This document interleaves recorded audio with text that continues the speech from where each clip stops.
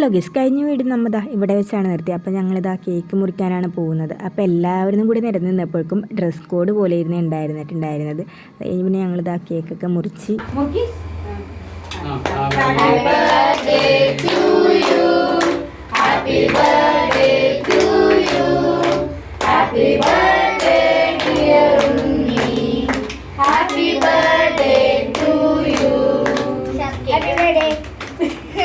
അങ്ങനെ അവനെ തന്നെ സ്വയം ഒന്ന് വിഷ് ചെയ്തിട്ടായിരുന്നു കേക്ക് മുറി അവസാനിപ്പിച്ചിട്ടുണ്ടായിരുന്നത്.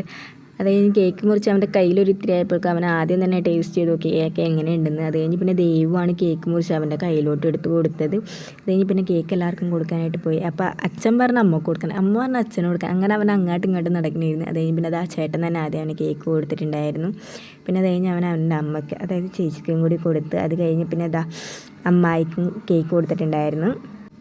അമ്മായിക്ക് കേക്ക് കൊടുത്തു കഴിഞ്ഞിട്ട് അവൻ നേരെ അവൻ്റെ ചേച്ചിക്കായിരുന്നു കേക്ക് കൊടുത്തിട്ടുണ്ടായിരുന്നത്, ദേവുവിന്. അപ്പോൾ ദേവുവിനെ ആദ്യം അവനിട്ട് കളിപ്പിച്ചായിരുന്നു ആ കൊച്ചിന്, പാവം കൊച്ചിന് കേക്ക് കൊടുക്കുന്നുണ്ടായില്ല അവൻ. പിന്നെ അവന് ചെറുതായിട്ടൊന്ന് പിണങ്ങിയപ്പോഴേക്കാണ് അവൻ കേക്ക് കൊടുത്തിട്ടുണ്ടായിരുന്നത്.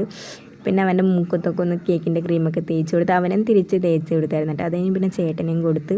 അത് കഴിഞ്ഞ് പിന്നെ കൊടുക്കാൻ പോയത് വിഷ്ണു ചേട്ടനായിരുന്നു, അവൻ്റെ ചിറ്റപ്പൻ. അവൻ മാമൻ എന്നാണ് വിളിക്കുന്നത്. പിന്നെ ഇത് അവൻ്റെ ചിറ്റൻ, അവൻ്റെ ചേച്ചിയാണ്.